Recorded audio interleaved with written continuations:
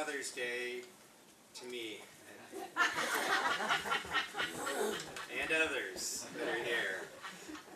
Glad that you're here with us today. Thank you, Velda, for playing piano ahead of time. Got the dust off of it, and hopefully we'll keep getting that one used more and more. Father's Day is not quite on the same level as Mother's Day. I was reading, or actually heard on the radio, a couple of stats. Only 17% of people think Father's Day is as important as Mother's Day. How's that for a chip on your shoulder right there? And the average money spent on a father on Father's Day is $27. So we are getting royally the short stick on this thing. But we have pie today. We have pie, so for us at Father's Day, please make sure you enjoy some of that. Father's Day is like Mother's Day, like other days. It's just a chance to focus and reflect sometimes as well, right? We kind of get ourselves geared that way. And it kind of goes with what Paul is talking about here in Colossians 3. We're talking about now about focusing, about setting your mind, your heart on things above, getting yourself focused on where you need to be focused. And so this week, as I was thinking about that, Father's Day is a chance to reflect, or Mother's Day, numerous times you can kind of do a self-assessment. Am I accomplishing what it is that I want to accomplish? Am I hopefully doing the things that I need to do to be a good dad, to be a good mom, to be a good friend, to be a good spouse? All those things are always opportunities for reflection for us. And today, this Colossians 3, 1 through 17 is another one of those things. One of the neat phrases in there is where Paul says, "And Christ who is your life." Christ who is your life, Paul says in there. Man, doesn't that get you focused? Is Christ my life? Is Christ the one that I'm really looking for? And this week, and to be honest, I felt guilty, convicted as I think about that. Because what does it mean to have Christ as your life? What does it mean to have something so focused in that way that it's all-consuming? Paul was a great example of that. We know that. Paul's missionary journeys, Paul's willing to die to who he was at one time, to live completely for Jesus, was a great example of that. You probably at certain times in your life have had things or other people be your focus. Just think about times that you've been consumed with someone or something, and how did that play out in your life in that way? What do you live for today? Would you say that Christ is your life? For instance, if right now we were kind of to go around and just ask you, what would people say about your life? What is your life? What would be said about that? You're at a funeral, and a lot of times when we go to funerals, we think about the person, of course, and we think about what they were about. And maybe for some people it was work. They just lived for their work. Maybe you've heard phrases like that. She lived for this job that she had. He lived for football season. That was his life. When September came around, we didn't see him again till Monday after the first week, Sunday of February. Super Bowl's over, and then we saw him. And they were focused in that way. What do you think if people were just to say to you, like, "Hey, this is what I see that you're about"? What might that be? What might that be? I lived for my kids. I lived for my spouse. I lived for my job. I lived for security. I lived for possessions. I lived for this house. What Paul is saying here in Colossians 3 is, I lived for Jesus. I lived for Jesus. And he's not saying that just for him. He's saying your life. Meaning it isn't just some apostolic blessing or a pope or something that says, well, I live for Jesus because of this position I'm in. No, Paul is just writing to ordinary, normal people. Again, first-generation believers that aren't really aware of what it means to be a follower of Jesus. And he's saying, your life is Jesus. You are to be, in a sense, consumed, focused on him. And that's why he says, put your mind and your heart on things above. And then when Christ, who is our life, appears, Paul says, then you will appear with him in glory. Philippians, you probably heard this. Paul said, that for me to live is Christ. Years earlier, when he wrote the Galatians, he said, it is no longer I who live, but Christ who lives in me. And if we talked about Paul, we would probably mostly unanimous, if not all of us looking at Paul would say he lived for Jesus. It's pretty clear that he lived for Jesus in the way that he acted, the things that he said. Well, this morning is a chance even to kind of look at it in our own lives. What is it that I really do live for? Is he the all-consuming, the first priority, or is my life kind of scattered? Is my life thinking on other things? Because as we talked about a long time before, if we got into Galatians on the end game, Jesus is our end game. How do we focus toward achieving that goal? So think about a time in your life. Think about a time in your life where you were consumed with someone or with something. And I was thinking about it this week, what was my life? Who was my life in junior high? So I did a couple of different eras. Junior high were girls. Just period. That was my consumption. I was consumed with having a girl. And so a couple of pictures from the 70s I wanted to show you. Not of me, but just things that you might be remembering. Remember when you used to have to cover your books with brown paper bags? Some of you do. I think the majority of us in here remember that. Well, if you ever liked someone, do you remember you'd put a heart and then you'd put your initials plus, their initials on the ground? Yeah. And then if you got really cool, at least in the late 70s, you replaced the plus with an N and then the two lines in there. Nobody else did that? Thank you. Charlie, thank you. By the time this is done, you're going to think I'm in a Lifetime Stalker movie, but I'm really not. I thought that was normal. So anyway, if you loved somebody, so you got math, okay? But you weren't consumed with math in junior high, or I wasn't. I was consumed with other girls. Then you had the peachy, right? And you did the same thing. You drew stuff on the people, of course, and made them look weird. But again, it was the same thing. So if you liked somebody, you did the heart, and you put your name on there, or you put the initials on there because you didn't want to put your name in case your classmate, saw that. But of course, they could figure out who the initials were anyway. And then the last, which is a Lifetime Stalker movie. This is a house that's on the street of a girl that I liked, and I walked across town to walk by her house. Some of you guys had to do stuff like that. I know I'm not the only, I pray I'm not the only one that did weird stuff like that. But when you're consumed with something, you did whatever it took, right? You visit, I would walk around school, or at lunchtime, you'd walk around the quad because you knew if they were sitting in a certain spot, you could walk with your friends and keep, junior high, college, 5 years ago, whatever it is. You just, when you're consumed, though, you want to do what it is that you want to do to be with that person or to be with that thing. And so what Paul is saying in here is kind of the Karate Kid thing, okay? Wax on, wax off. That was the Karate Kid thing. Well, Paul here in Colossians 3 is put on, put off. Put on, put off. If I'm going to be focused on Jesus, Christ who is your life appears, you're going to be with him in glory. Paul is saying, let's put on and let's put off. Let's take off those things that hinder my coming to know Jesus and following him, and let's put on those things that help me draw closer to him.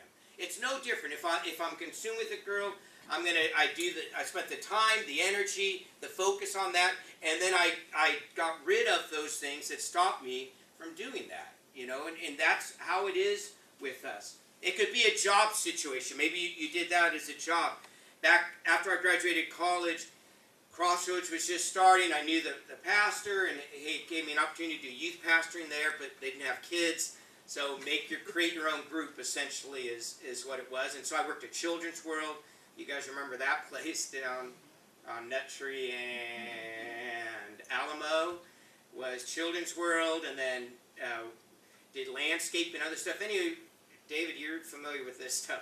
You want to do ministry, you want a job, and it's not there yet, but it's potential there. So what do? Do I focus? And that means I'm having to do some things I don't want to do necessarily, but I want to achieve this, so I'm willing to do it. And it means cutting out some things that I would rather do that I'm not going to do because I want this so bad. You've had those times in your life as well where you've done this. And Paul here is wanting to apply just this idea, this whole idea again, to Jesus, to pursuing Jesus. So Jesus is my life, Paul is saying. So what am I going to do to head in that direction? What do I need to get rid of that is preventing me from getting to know him the way that I can get to know him. Precisely because Jesus is our life. This is the way that we're doing this.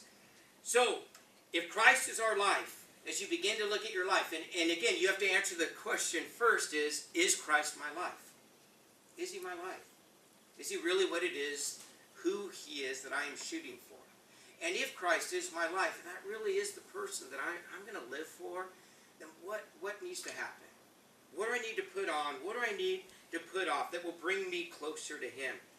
You know, getting the girl is just the first step, right? Then the relationship goes on from there. Getting the job is the first step, but now comes the growing within the job. Coming to know Christ, being baptized. We had the 2 baptisms on Sunday. Many of you have been baptized. It's fantastic. We love it. It's the first step. And now the relationship begins, and you begin growing in that. You know, again, it's not the end, but it's the beginning of what's about to take place. And so we want to be able to be in that direction. And so today we're going to look at the putting off. The putting off. And then next week is the putting on, because there's so many different things in there. So how do we put off those things? This is what Paul says. Put it to death. Put it to death. No ifs, ands, or buts. No partially kind of thing. Paul says we put to death those things, those evil acts, those evil attitudes. We're to wipe them out, to completely exterminate the old way of life. Kill it. Mortify is the King James, I think, is how they put it. But it's all the same idea. We must kill our self-centeredness. We must regard as dead our desires, our ambitions. Okay, those things are secondary. Paul was so good about this. What did he say? I become all things to all men, that I may win some.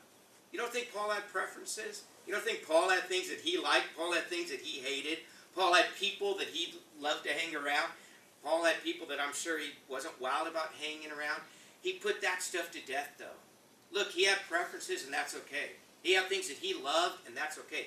But they were never going to supersede his allegiance to Jesus.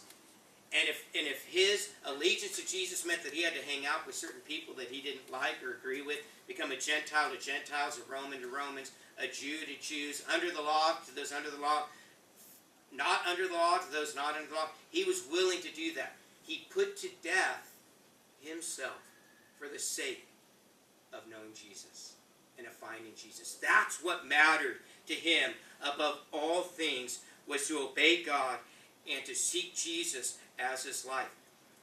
It's tough because we all have desires. We all have things that we like. We all have directions we should go. We all have opinions that we think are facts, and we want all that stuff.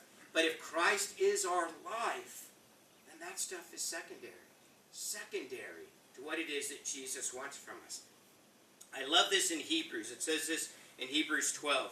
Let us throw off everything that hinders and the sin that so easily entangles, and let us run with perseverance the race marked out for us, fixing our eyes on Jesus, the pioneer and perfecter of faith. There's a race. Jesus is the end. I'm throwing off my sin. Well, we all know that, right? We got to get rid of the sin. We're headed toward Jesus. But also things that hinder us. Things that are not necessarily bad. My preferences are not necessarily bad. But if it's hindering me from finishing this race, he says, set your eyes on Jesus.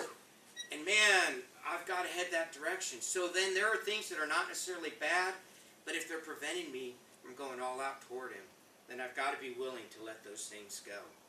And so we run that race, fixing it, because Jesus is our life.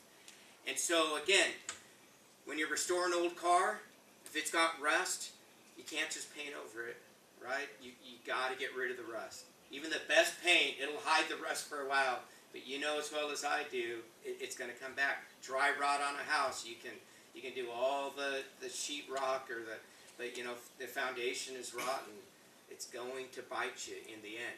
And Jesus saying the old self, when we come to Jesus, when we die in that baptistry and we come to new life in Jesus, man, it's a death. It's a death.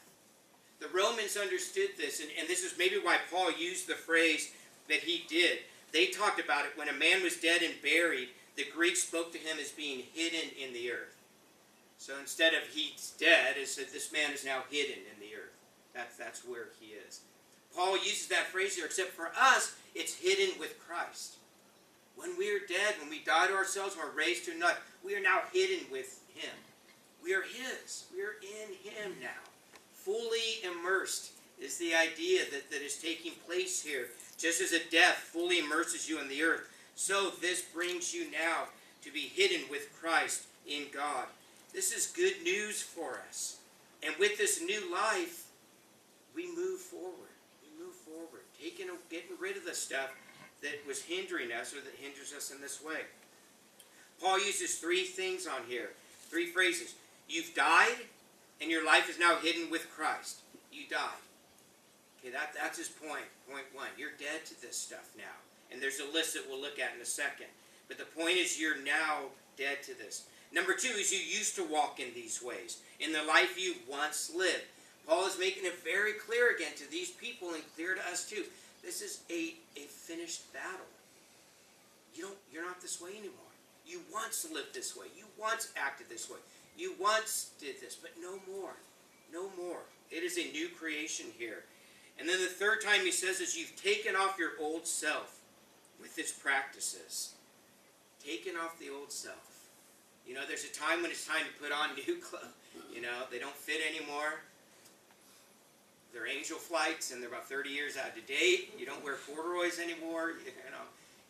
Stuff that you got away with at one time is now either out of fashion or it's no longer befitting an adult man or an adult woman. And so you get rid of those things. You put those practices off. You get rid of those and adopt these new ones that are there. If I want to race, if I want to train, I can't eat poorly anymore. I need to exercise. You got to cut out certain things in order to be the best that I can be at what it is. And Paul says when you're headed in a new direction, you put that other stuff off. As we get older, I think you understand this. At least as you get older, you become more self-aware of these things. You know that you're not getting there on your own, and you need Jesus here. And Paul is saying, get rid of that stuff that is taking place. So here are some of the destructive practices that Paul says to put off. They're generally sexual immorality, anger issues, and idolatry. Those are the ones that he's looking at that are talked about right there. But again, it's anything. It's anything. Those are the lists that are there. Sexual immorality, we know, it's no different now than it was 2,000 years ago, but we know, that time there's a lot of sexual immorality, prostitute temples, all that sort of thing.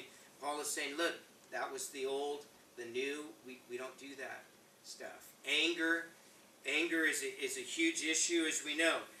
It comes out with rage, with malice, with slander, filthy language. Paul says, filthy language are four-letter words. It's not just four-letter words, it's the things I say. If I abuse you, if I speak ill of you to you, or you do to me, that is filthy language. It befits nobody that's there.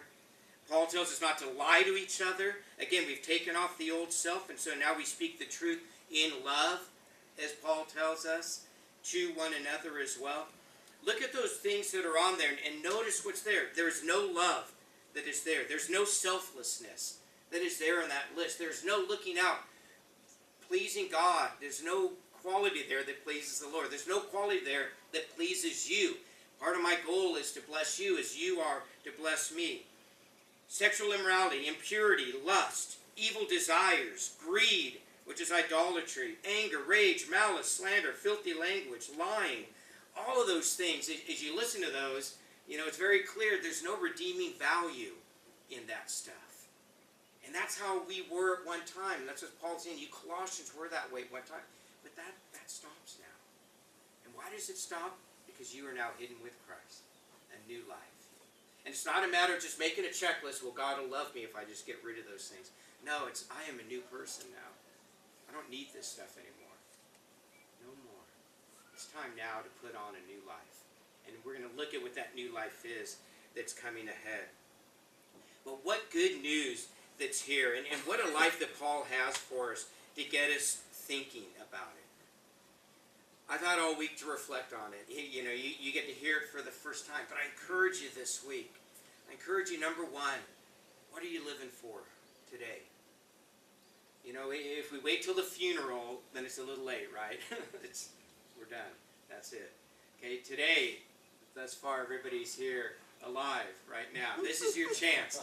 Look at your life. Where are you at right now? What are you living for right now? And if you're not living for Jesus right now, Christ is not your life right now, this is great. Because this is your chance to stop right now and say, yes, Lord, it's time for that change. Because you can do that. Because God has grace. Because God is ready for you this morning. Whatever it is. Lord, if I'm not living for you right now, point out the area that I'm consumed with instead. And Father, help me change this and head with you the way it should be. And then what does that mean for me? If I'm truly going to be a Jesus follower, if I'm truly going to be a person that is going to be said about me that that person lived for Jesus, what does that kind of life look like for me? How does that look like for the way I talk to you? How does it look like for the way that you talk to me? How does it look like for the way I relate to the Lord, not just on a Sunday morning, but from Sunday afternoon, to the next Sunday afternoon? Are my habits honoring Him? Are my habits drawing closer to Him? Am I doing the things? Am I thinking the things? Am I saying the things? Am I relating to people the way that I should? That are consistent with a person who is saying that Jesus is my life? Or am I looking at my life and I'm going, oh man, I don't know. The things I say to people, the attitudes, the thoughts, when I look at a person and I'm thinking the way I'm thinking, man, that's not consistent with a person that is a Jesus follower. No, my life is hidden with Him. I want to honor Him in that way. And so this morning is a chance to reflect on that, is to think about that. Lord, if my attitudes, my actions, if my thoughts, if my relationships with you, with other people, Father, are inconsistent with what it means that Christ is my life, then Lord, help me. This morning, let me start anew with this. And again, the goodness of God is like, yes, it's not too late. Start anew with me this morning. So let's do that. Again, of this week, of 17 verses, that phrase, life, Christ is our life, is the one that just all week was me, like just sticking out like a neon sign. And I hope for you it'll be the same thing. Let's take that and run with that so that we are seen, hopefully individually, and hopefully as a group, seen as people that Christ truly is our life in everything that we do. Let's pray. Father, I thank you for your word. Father, I thank you for what you give us each week. Father, I thank you for the life of Paul. I thank you for the life that he led, Lord, and the example that he set for us. Father, I pray you help us, Lord. You know this week, Lord, as I look at this idea of Christ being my life and our life, Lord, I think of so many areas that I fall short in. Lord, that wish it was much more clear that you are my life for others, even in me as I self-assess. So, Lord, I pray for all of us with this. Lord, let our passions be for you. Father, let us not just know you in our heads, but in our hearts as well, Father. Lord, let it be that people could look at us and go, yes, Jesus is that person's life. Father, help us with those things that we continue to have on that are hindering that relationship with you. Father, point those out. Be the searchlight for our souls, Lord, that we could put those things to death. And Father, move forward in boldness and confidence and love toward you. Father, thank you for your goodness to us. Father, thank you for the grace for us, Lord. You know that we fall short all the time. And yet you still love us. You're still with us, Lord. You still see us as holy in your eyes thanks to your Son. And I pray we just begin to live in that way, Father, that blesses you. So again, thank you for this time, Father. Thank you for the fellowship that we can have together. Lord, as we share communion and offering and worship, all these things this morning, Lord, they're just extensions of what it means to have Jesus be our life. And it's through Jesus we pray. Amen.